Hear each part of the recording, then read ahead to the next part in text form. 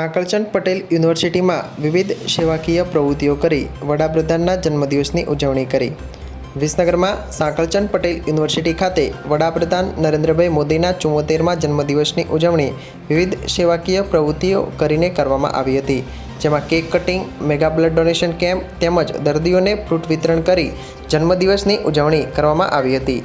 ભારત દેશના યશસ્વી વડાપ્રધાન નરેન્દ્રભાઈ મોદીના 74મા જન્મદિવસ નિમિત્તે સંસ્થાના ચેરમેન પ્રકાશભાઈ પટેલની સૂચના અને માર્ગદર્શનથી સાંકળચંદ પટેલ યુનિવર્સિટી ખાતે જન્મદિવસની ઉજવણી કરવામાં આવી હતી।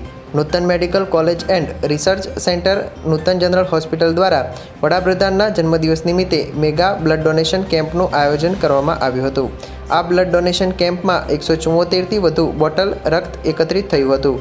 બ્લડ ડોનેશન કેમ્પમાં રક્તદાન કરનાર તમામ દાતાઓને આકર્ષક ઇનામ આપી પ્રોત્સાહિત કરવામાં આવ્યા હતા, જેમાં ડૉક્ટર કે.એ. પટેલ દ્વારા વડાપ્રધાનના જન્મદિવસે 103મી વાર રક્તદાન કરી તમામ લોકોને આ સેવાકીય પ્રવૃત્તિઓમાં જોડાવા અપીલ કરી હતી। નૂતન જનરલ હોસ્પિટલમાં દર્દીઓને ફ્રૂટ વિતરણ પણ કરવામાં આવ્યું હતું, તેમજ કેક કટિંગ કરી જન્મદિવસની ધામધૂમપૂર્વક ઉજવણી કરાઈ હતી। આ પ્રસંગે યુનિવર્સિટીના registrar doctor Parimal Trivedi, trustee Mahendrabhai Patel, trustee Vijaybhai Patel, આગેવાન Jashubhai Patel, doctor Vijaysinh Baghel, dean medical college, doctor Pankaj Nimbalkar, associate dean medical college, doctor K A. Patel સહિત સંલગ્ન કોલેજના principal, medical staff, hospital staff તેમજ મોટી સંખ્યામાં વિદ્યાર્થીઓ હાજર રહ્યા હતા।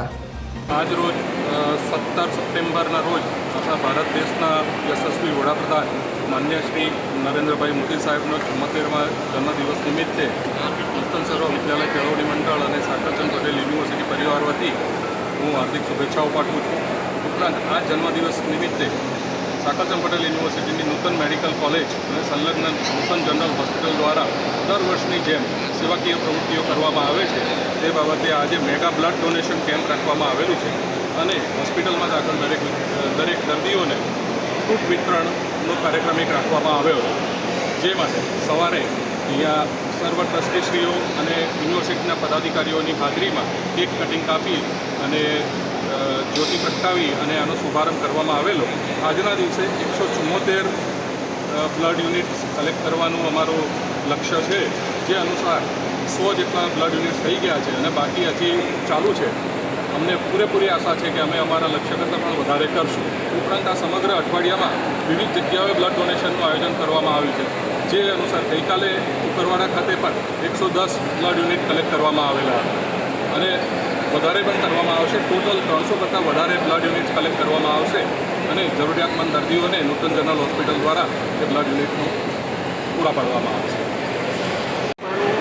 મારું માનવું છે અને વધુમાં મારું મેઇન ડોમેન ઇન્ડિયન એરફોર્સ છે, એટલે પ્રથમથી રાષ્ટ્રીયતા વિશે મને ખૂબ જ ભાવના છે।